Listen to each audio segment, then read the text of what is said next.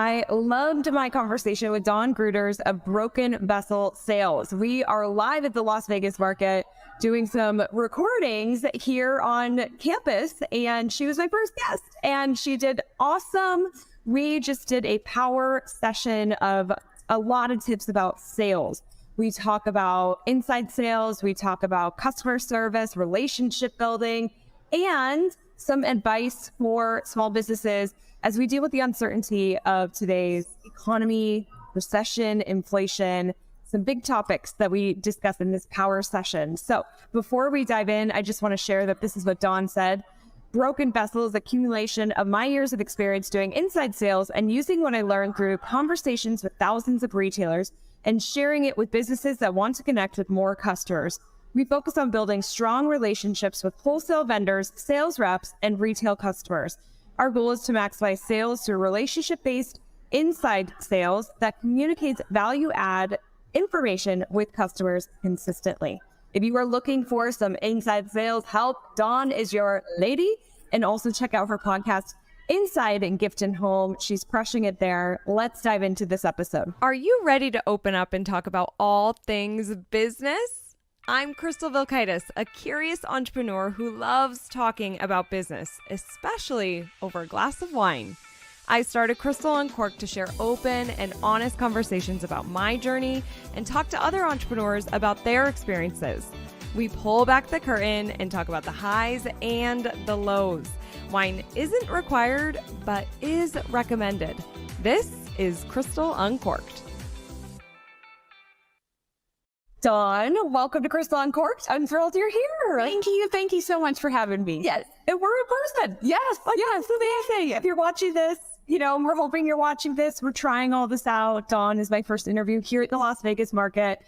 And we're just going to see how this goes and have a great conversation about business. Yes. And about sales, which we'll get to a little bit later. But tell everybody why you started Broken Vessel Sales. We'd love to know more about what you do. Okay. So I started Broken Vessel Sales in 2020, which was not a year to really start a business, but I discovered a need that a lot of sales reps at wholesale vendors had when it came to 2020 and the pandemic. They couldn't meet each other in person. And so I had inside sales experience. And so I went to a lot of vendors and reps. They started calling me and I was asking questions and they wanted to know, how do I call people on the phone? What do I say? How do I organize myself? And so when I discovered that this was a problem, I'm a helper and I like to solve problems. I knew that I could help in this situation. So I started out with a training program for inside sales and then moved into some consulting with some companies and how to implement inside sales, and then ended up creating a team of inside sales people because vendors were like, I can't manage that. I want you to do it. And so that's how my business kind of started. Wow. And are you just seeing the momentum ever since? Yes. Yeah. Yes. At first when you start something, you just don't know how it's going to go. But it had momentum has definitely picked up, which is exciting. Yeah. A little overwhelming, but exciting. And I know. Well, I feel like you started at such a perfect time. And that's the thing, when you heard this a lot, like especially May, April of 2020, where, the whole world has changed. Yeah. But through a pandemic or through a crisis is we create innovation. We have new ideas, new things come out of that. And that's exactly what you did. You saw an opportunity, you jumped right in. Yes. And are you primarily working with rep groups? Would you say that's your... Primarily right now I'm working with wholesale vendors in a variety of different categories, primarily working with them. Have some interest from rep groups as well. And then talking to, how can I help with retailers? So that's one thing I always think about too is, they usually have a list of customers that are their top customers. Are you taking the time to call those customers if they haven't been in for a while and checking in on them? So even using some of the inside sales strategies that we use, even as a retailer. Exactly. So let's talk about that. Okay. So if you were talking to a retailer or a local business owner and they were like, traffic has just been really slow for me lately. I'm sure you could give like a 2-week course on all the ways that you could be selling and getting more people marketing is going to be more so from the traffic perspective. Yes. But let me change this a little bit. Let's say that they're getting the traffic in, they're posting the social, hopefully they're seeing that traffic, but it's not converting. they're like, our sales are low, people aren't buying, or it's just like our average ticket is lower. Yeah. What is a couple of things that you would advise the retailer to see more sales? Yeah. So I would definitely start with asking questions of those consumers that come in, or maybe their top customers, giving them a call and saying, is there something you're needing? Like, we all know that the recession is looming and we're kind of in that. So what are the things that you guys are looking for? Or how much would you spend on a gift? Like, starting to ask some of those questions will help then that retailer understand, like, maybe I don't have the right product assortment. Yeah. Or maybe I need to invest in a category that I didn't normally think about. Or maybe there's, different people, like different, maybe there's different categories of people that they should be looking at that maybe have more of a spend right now than other categories. So, like families probably aren't the ones that have a lot of the spend right now, but maybe grandmas and grandpas are. So maybe they focus towards that kind of category of people and consumers that are coming into their stores. Such good advice. I talk about perfect customer groups and PCGs. Yes. And so we should ideally know and identify who our PCGs are. Mm-hmm. But in times of with uncertainty, and if you are seeing that slowdown, reevaluating the PCGs, and are you missing an audience group? Absolutely. I feel like there's probably a good chance that you are. Yes. Not connecting with those people. Yeah. And then I love that you say asking, like, just send the survey, get to know. There's knowledge and data, right? And so, or there's power in knowledge. Yes. And data. Yes, absolutely. Yeah. And I am such a numbers person, and I love numbers. I know it doesn't tell the whole story, but it does give you a good place to start asking questions with the numbers that you're seeing. Yeah. The other thing that I would recommend is if they have a wholesale or they have a consumer website, if they're seeing things like left in their carts, and they have the access to that customer's phone number or email, they need to start asking questions like, why haven't you purchased? Maybe it's because of a price point, or maybe they need something additional information for you to make that purchase. Yeah. Those are things that I think they should be doing, because at this point you want to try and capture all those customers as much as you can. Absolutely. Well, and it's customer service is selling, right? Yes, so absolutely. I feel like if you approach it in the sense of, I'm helping you, you didn't check out yet. Yes. What else? What questions do you have so I can make sure that this is like a for sure product for you? Absolutely. And I think sometimes, I know, like, retailers are so busy. There's so much that's going on that we can sometimes overlook that. Obviously, there's technology from the e-com, right? Yes. So have those abandoned cart emails on, so you make sure that you're connecting with them. But the customer service is selling. Just having that great customer service. Yep. And asking those questions. Yeah, I love it. Okay, so let's go back to recession. That, the word, the uncertainty, like I was at the Dallas market. I missed Atlanta. I know you were there. You've been at all of them. Yes. And there's just been some really good conversations that I've been in about, what do you think's going to happen, and what do we need to do for our small businesses and our retailers? So what advice would you give to small businesses as they are dealing with this uncertainty? Yeah. So I think you still have to lean into it. You still have to, people are still going to buy. Maybe not to the level that they have at other times, but they're still going to buy. So you have to lean into what are the things that your customers are looking for. And what are, maybe you look at your inventory differently. Maybe you look at the amount that you purchase differently, but I still think you need to have inventory in your stores. Wholesale vendors still need to have inventory, but you just look at it a little bit differently. I think we are in an uncertain time, but I think that's when those are those really strong businesses that come out of those. Yep. And so you have to look at things differently, but you can still come into that recession and come out of it stronger. Exactly. Financially, everything. Exactly. And look at what you did in 2020. Yeah. There's opportunity in these crisis situations. Yeah. And so when you are thinking differently, asking questions, and that's when creation and innovation happen. No, there's a new service that you can provide with your store that you didn't have before, but you see a need and you can do that. Yeah. Maybe there's different products or categories you can add in, or different customer segments, things like that you can add in. You just have to look at things a little bit differently. Exactly. And I think too, like, I would add on, I feel like there's such a great opportunity. Like, our retailers are typically very connected to the community. Yes. And as business owners, you're feeling that, and there's a lot of, there could be a lot of fear, but the your communities, we're sharing this. So creating some of these events and connections with your customers through social or in your store. Like they've got this place to have people connect and be together. And I think that's, I would just add on like this connection is what we need during this. Absolutely. Yes. And I think that's one thing that I always talk about when I talk about inside sales is it's not typical telemarketing inside sales, which a lot of people think it's relationship based inside sales. And so it's building that relationship. You can do that through phone calls. You can do that through face-to-face connections, but focusing on that relationship and getting to know that person and their wants and needs and their businesses wants and needs as well. Yeah.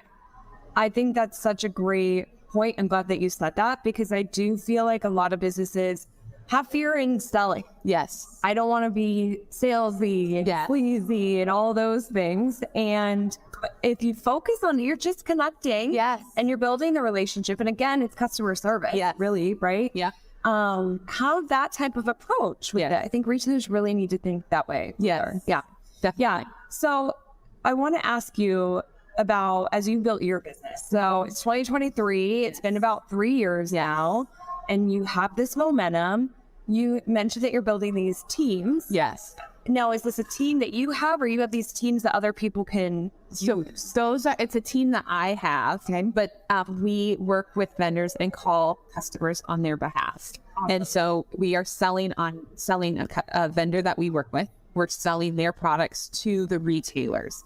And so we call on behalf of those customers. Maybe they're active customers, maybe they're dormant customers that haven't been touched for quite a while. Yeah. Or maybe they are leads from the shows. Like that's a great thing. A lot of the vendors don't have time to follow up with the leads from the show. So that's something that we help our vendors with as well. Awesome. What a great service. Yeah. Because it's hard, like to hire multiple people to do inside sales and have those people on payroll and manage that team. Yeah. You're doing that for them.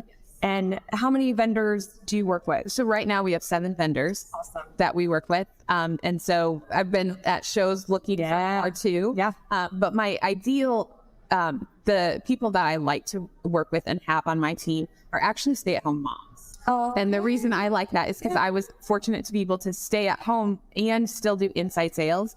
But it helps you outside of just being a mom, which there's so much, it's such a hard job and such a rewarding job, but sometimes you need something else. And that was something for me that I needed.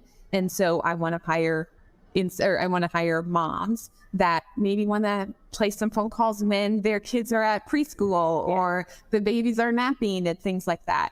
It's a lot to manage, but it's part-time. And so I'm always looking for more people that are interested. Okay. So mamas, if you're watching this, if you're looking for some part-time, I love that that's you're focused on. Yeah. Because also like, you're so right. I have some mom friends and you obviously being not a mom, but it is a lot of work, like you just said, and it is also very rewarding. But you still, what I've heard, and I'm just kind of, a fly on the wall on social media, is that obviously you want an outlet. Yes. Still have passions. You want to drive income for your household. Absolutely. But doing so, and I think this is something that's so beautiful in the time that we live in with technology, is it can be flexible and it can be remote and it can accommodate to having family. And so I love that you've got this tribe of mamas. Yeah. And I feel like that's perfect too for retail. Yeah. Like they still probably connect well with the retail. Absolutely. Because they're a lot of the retailers, like that's their target market. And so they understand that. They know what it's like to buy and be a consumer. And so they can help and advise in that role as well. Yeah. I love it. What is some of the best business advice you've ever been given? Yeah. It's something I constantly have to remind myself, but just take it one step at a time. It's like one small step, whether it's sending an email to somebody, whether it is having a conversation with somebody, maybe it's a new process or a system, whatever it looks like, just one step at a time. So I don't get overwhelmed. Yep. It's such good advice. I needed to hear that. I feel like we have a lot of momentum right now too, and you're like running, right? Yeah. It's just like, and then I'm sure you feel this way. It's like something happens and you're like, yes, that's exciting. I want to do all these things now because that one thing happened. Yeah. But then the overwhelm, you're like, now everything feels like it's important. It's a priority. Absolutely. Where do I start? So just one step. One step at a time. Yes. Yeah. I feel very blessed and fortunate that things have gone the way that they have, but I just have to not get overwhelmed and take one step at a time. Yeah, absolutely. As we wrap up here, I am curious to know, what are some of your predictions for this rest of 2023 as it relates to selling? Where do you think is going to be the strongest for small businesses as they are selling? Yeah, I really think it's building their relationships. I really think that if you lean into your customers and ask those questions and build relationships, and, even going to your top customers, whether you're a retailer or a wholesale vendor or your sales rep, whether you go to those customers and you ask questions like, what is it that you need? What are the things that you are struggling with? What are things that are working really well in your business? Or as a consumer, what are things that, you feel like you can spend on? Or like asking those questions. And those are ways to build relationships with those customers. So I really think as we go through 2023, it's building those relationships. I love it. So good. I just want to plug your podcast, Inside Gift and Home. Yes. Right? Yes. Inside Gift and Home. Yes. If you're in the industry, check out Dawn's podcast. How is it going? It is good. It is something completely new that I've had to learn, but it's been an exciting thing. I love to learn new things. And so it's been exciting. And so it's for wholesale vendors. It's for sales reps and retailers just to have conversations. I feel like a lot of times we don't know what each other struggles with, and we're working together, but we don't know what we struggle with. So let's talk about things that we struggle with and put the conversation out there and be able to help one another. Yeah. And see it from another perspective. Yes. Which goes back to connection, relationships, bridging that gap. Yes. Awesome. That's the goal. And love it, Dawn, so much. How can people find out more about you? So you can go to my website. It's brokenvesselsales.com. And that has the podcast on there. That's also on Apple and Spotify. And then you can follow me on Instagram. It's Dawn_Grooters. Facebook, you can find me there too. Those are all places. I love it. And you know what? The sad thing is that we didn't have wine. Yes. With it's 11:30, but we will cheers with our water. Yes, there we go. We did our first Las Vegas, and which is so appreciate. This is so fun. Thank you for being here, Dawn. Yes, you're welcome. All right, I'll see you on the next See You guys. Bye. Bye. Hey, real quick, if you are a retail store owner, I would love to see you at Evolve. This is my in-person marketing conference happening April 26th and 27th, 2023 in Denver, Colorado at the Gaylord Rockies, which is a stunning venue. You get to spend 2 days with me and my team and keynote speakers, as well as other retailers looking to evolve their marketing, business, and lives. It's an intimate event. We only have 200 tickets available, and we've already sold a lot of those seats already. So this event will sell out. Do not delay because we have special pricing depending on when you hear this and when you sign up. And I would love to see you in that room. So go to crystalmediaco.com/evolve. That's crystalmediaco.com/evolve to get your ticket. And I would love to see you there. And thank you for listening to this episode. Bye.